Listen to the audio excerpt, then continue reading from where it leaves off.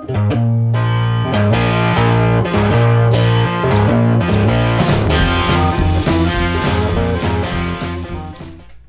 everybody, welcome back to Durbin's Bourbon. I'm Joe.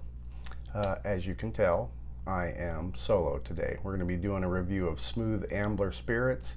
We had some scheduling issues, so Josh and I could not get our time to match so we could do this review together, and we would not have been able to get a video out on this Saturday if I didn't get one done. So we're going to be missing Josh and his humor. So let's get into this. This is Smooth Ambler Contradiction. It's a blend of 3 different bourbons, a wheated bourbon out of West Virginia, 2 other bourbons, one's out of Tennessee and one's out of Indiana. It doesn't go into the mash bills of the other 2. It just says one is a wheated bourbon out of West Virginia. I'm guessing it even says on the bottle that it's sourced. I'm willing to bet that it's probably the one from Indiana is MGP, Midwest Grain Products. They make some fantastic whiskeys, ryes, all kinds of spirits. So it's coming from a great distiller out of Indiana. And the other one's out of Tennessee. It's been reviewed quite a bit. I'm curious to try it. My wonderful wife picked this up for me back in Georgia. She went back there for work, found it and got it for me and brought it out here for me. So I just opened the top. I'm going to go ahead and pop it here. It's got a good cork sound. The ABV on this is 92 proof, so it's got a good ABV. It's not real low. The initial nose right out of the bottle when I opened it was some deep caramels, a little bit of orange zest maybe in there, and I haven't even got a chance to try it on the nose yet. That was just the opening it. Another neat thing about Smooth Ambler, they still have hand labeling. This bottle number is 152 and it was bottled by Ashton. So let's get to nosing it. It's really sweet. Like I said before, there's that caramel note, a little bit of cinnamon, little orange zest.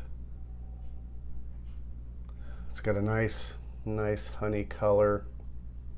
Legs on it, pretty slow actually. There's no age statement on this,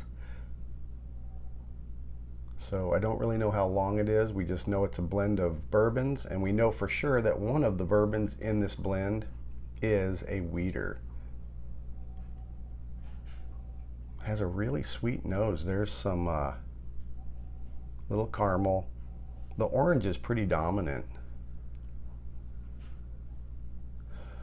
Maybe a hint of rye, so one of the whiskeys in there is probably a rye.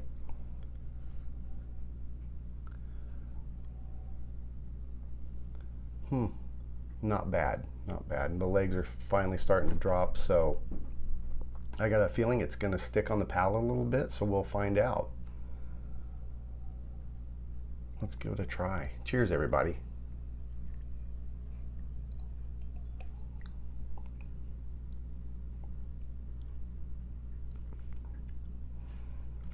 I always like to do a cleansing taste, kind of get that palate used to that spirit, whatever proof it is. If you haven't had any and you take a fresh sip, it's kind of a shock to the palate. Even someone that drinks whiskeys, normally reviewers and stuff, you always want to do kind of a cleansing palate, and then you come in for a second one. You'll get a much more honest flavor profile when you do that.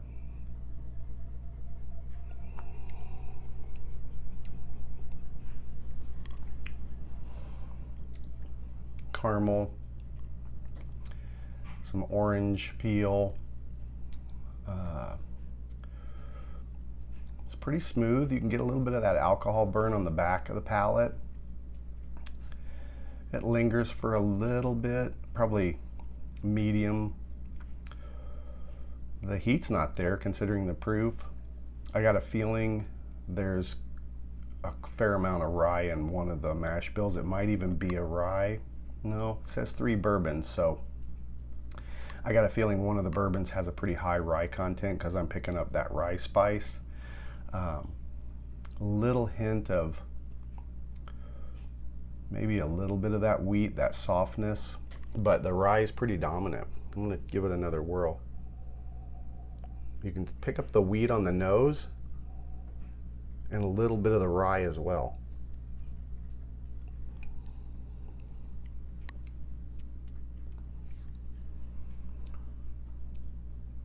Yeah, it's a neat blend. The rye isn't overpowering, but it's definitely there. I'm going to try it with a little bit of water. This may be a mistake because any bourbons that I try, or even whiskeys that have a high rye content in them, when I add water, I do not enjoy it. For some reason, when I add water to a rye, it tends to just make it too spicy and that rye content come out, and I really don't like it. So I'm just adding 1 drop. We'll see what that does.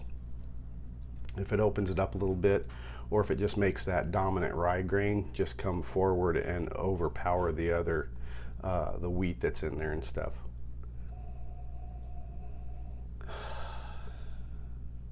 Surprisingly, on the nose, it made the orange come out more. And I'm really not getting that rye bite. Lowered the ABV just ever so slightly. Orange, yep, more dominant. Let's go in for a taste. Cheers, everybody.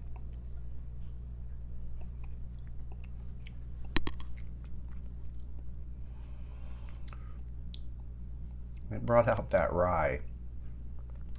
Not so much that for me it's not enjoyable, but it definitely brought a little bit more of that rye to the forefront. It did smooth it out a little bit mid-palate. Overall, it's a pretty good whiskey. I would recommend it for sure if you can find it in your area. The price on Smooth Ambler, from what I've seen, was anywhere from, I've seen it anywhere from $59 to $89. I think the run of the mills, you're pretty safe bet around $60, $62, $63, depending if you're in a liquor control state or if you're in an open market where they can charge whatever they want. Most of the time it's too much. Sometimes you'll get some smoking deals. So wherever you are, I would look out for Smooth Ambler Contradiction. They have some other whiskeys. I'm glad this one's in the collection. I'll have to thank my wonderful wife for getting it for me. I do enjoy it. We hope that you're enjoying our channel, and if Josh was here, he would say that as well. So remember to like and subscribe, share us with your friends, and as always, enjoy your whiskeys and bourbons any way you like. Cheers, everybody.